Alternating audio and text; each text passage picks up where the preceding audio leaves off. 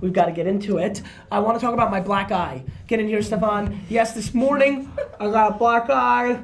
I took a huge elbow from Ben on our media team. He was on my team. He was like defending. It was very devastating, but I kind of like it. It makes me feel a little bit tougher, and I'm excited about that.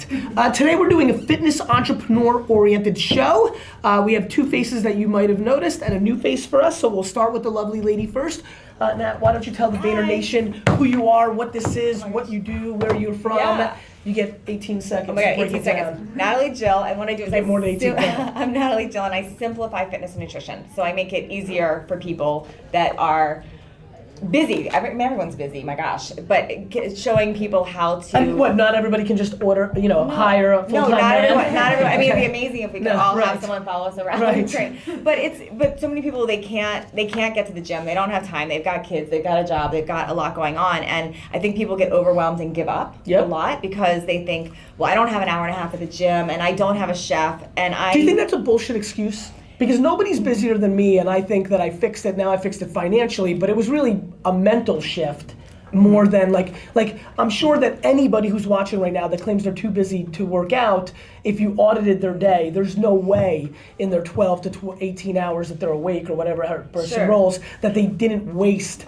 an hour somehow. But I agree with that. However, I think it's always a decision. People have to decide it's a priority 100%. to them. So as soon as you decide something's a priority, you find a way.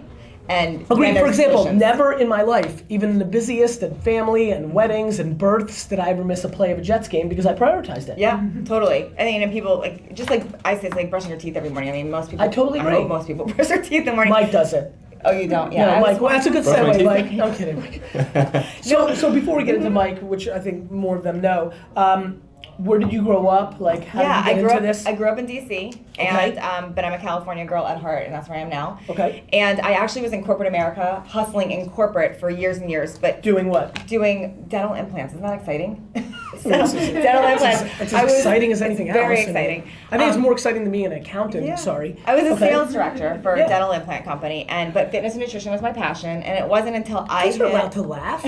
This is not this is not like fucking like some you're more than welcome to laugh. Don't worry. Yeah, there you go. All right. But Our homies are allowed to laugh. Fitness and nutrition was always my passion. Yes. But it wasn't until I hit my own personal rock bottom. Yes. Divorce, financial hardship, Yes. gained a lot of weight. Yes.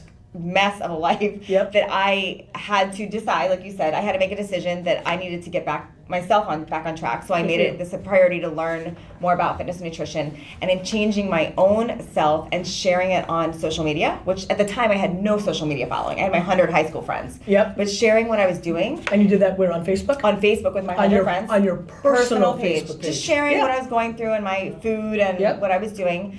It started to attract a lot of interest. Let's stop right here, right now. The amount of you that are like, what do I do? Like yesterday I gave a little quick talk when I landed from San Diego, and then I went, 3 people are like, but I don't have any followers. And I'm like, content.